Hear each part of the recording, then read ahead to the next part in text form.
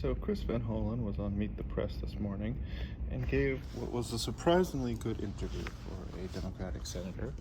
And I wanted to break down why it was a good interview for him, why I think he demonstrated good, clear communication, and why it looks like Chris van Hollen is a name to look after going forward. And I like how he answered questions given to him by Christine Walker on Meet the Press.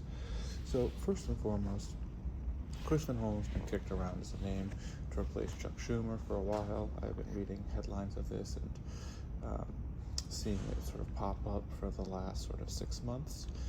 Chuck Schumer has really been entirely absent from, I think, media and trying to have a consistent communication with the American public and trying to express what the Democratic leadership wants to do for the country and what direction they want to take people in.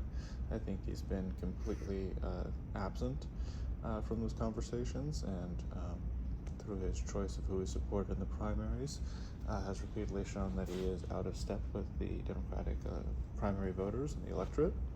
And so Chris van Hollen during this interview did a very good job of separating himself from Democratic leadership in the way he communicated. First and foremost, in the way he talked about the DSA, not like they were some sort of boogeyman in his closet, but as just a faction of the Democratic Party that the Republicans were going to use to attack him and the rest of the Democrats with. He was very clearly able to say that he understands sort of the energy they've been gathering, and that they do have a clear part in the Democratic Party. I mean, his response where he's able to give an emphatic yes and then pivot to take control of the narrative is exactly the skill that Hakeem Jeffries showed he was completely incapable of. And it's a very good, clear answer, A lot of the DSA national platform is essentially wish casting for a utopian society, and it's very easy to point to those things and go, yeah, that's crazy. We're nowhere close to those things being anywhere realistic or possible. And asking a senator, do you approve of getting rid of the Senate? Yeah, he should be able to say it with his chest. No, I don't approve of that. Yes, I'm fine with them in my party. Debate is healthy, and I'm not scared of that debate. And I think saying that he wasn't scared of that debate is very attentive, very good language, because Hakeem Jeffries and Chuck Schumer do seem very scared of that debate. It does seem like they don't have a vision for America that isn't returning to the status quo of 2012 or 16 before Trump came down the escalator or whatever.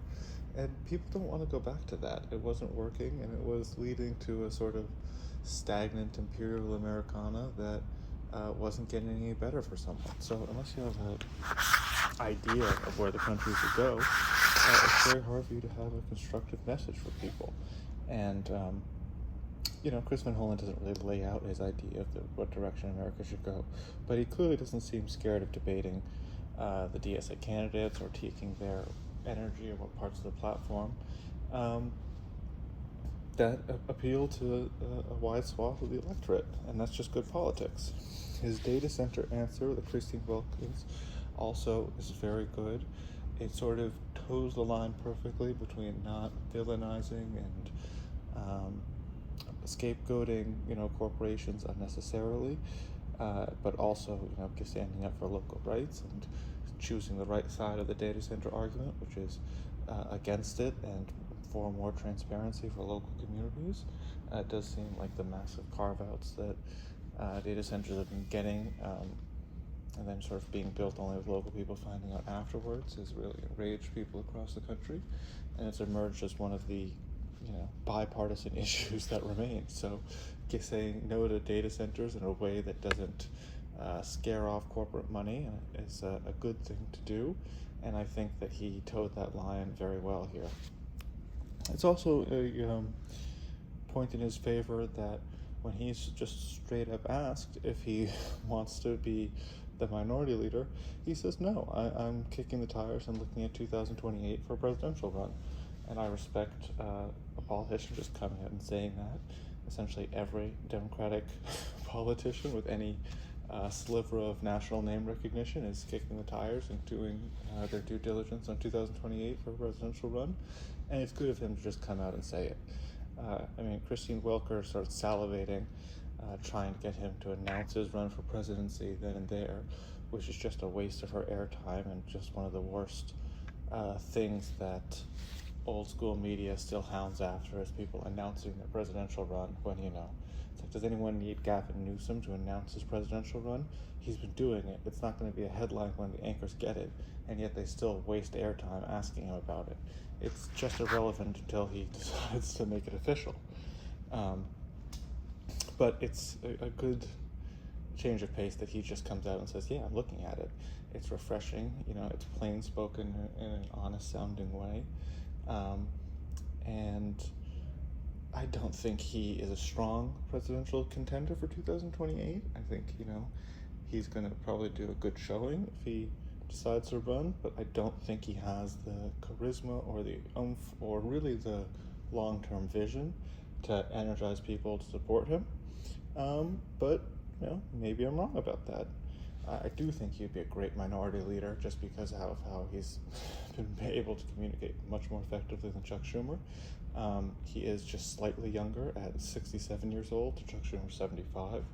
And he does seem to be more in touch with the average day American and have a better understanding of the issues that are affecting people and, the types of technology that needs to be regulated. That's it, I think that he is definitely listening to the electorate, and my far-flung prediction for 2028 is that whichever candidate really starts to make a forceful push for Medicaid for all is the one who's going to emerge as the front runner, because I think this is going to be a policy-based primary.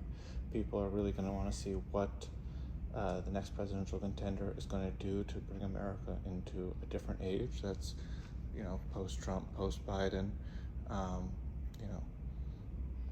breaking from the status and norms of before, because the political norms have already been dead and destroyed. And I think Medicare for All is something that still polls very popularly in both parties. And they just need to have a good vision for it. I think it's going to be policy-based, but you also have to be an effective messenger of that policy. And that's where I wonder if Chris van Hollen will struggle if he runs for president. But it'll be very interesting to see. And it'll be interesting to see when people start announcing. And anchors like Christine Welker just desperately need to stop asking people whether or not they're going to run, because they're already signaling it with all of their actions. And it's not like it's her money that's going to go to campaign funds or anything. So it's also just, I don't think it's the headline or the get that she thinks it is, or any of these anchors think it is anymore. But we'll see when everyone starts to throw their hat in what the field looks like.